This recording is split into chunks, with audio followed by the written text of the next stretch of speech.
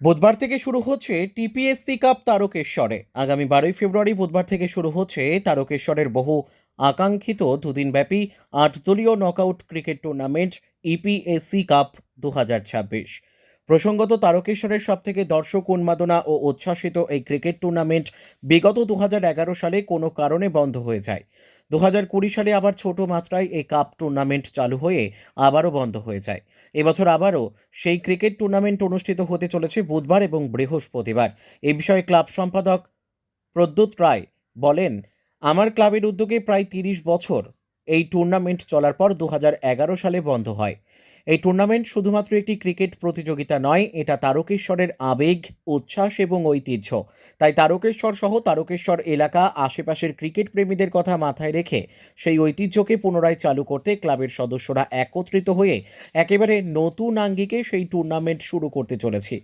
পাশাপাশি তিনি বলেন, ফাইনালে উইনার্স টিমকে 1,01,000 টাকা এবং রানার্স টিমকে 60,001 টাকা ও ট্রফি দিয়ে সম্মানিত করা হবে। তারকেশ্বর সহ আশেপাশের সকল এলাকার ক্রিকেট মানুষকে টুর্নামেন্টে আসার আহ্বান জানান। একই সাথে তিনি জানান, মাঠে জায়ান্ট স্ক্রিনে প্রতিটি ম্যাচের সম্প্রচারের পাশাপাশি ইউটিউবেও সরাসরি এই প্রতিযোগিতার সম্প্রচার করা হবে বলে তিনি জানান। Bureau report, world public TV.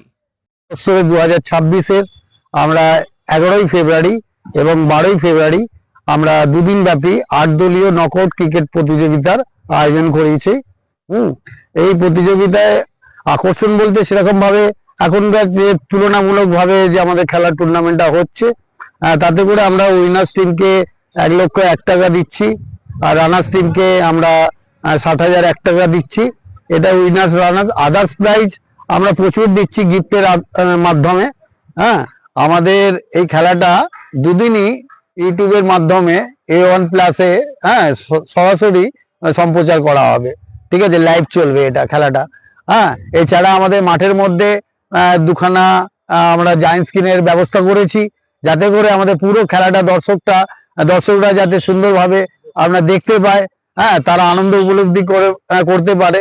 হ্যাঁ, আর আগামী যে ন্যাশনাল খেলার যে প্রোগ্রামগুলো থাকে সেগুলো আমরা সম্পূর্ণভাবে তুলে ধরার চেষ্টা করব, এটুকুই বলে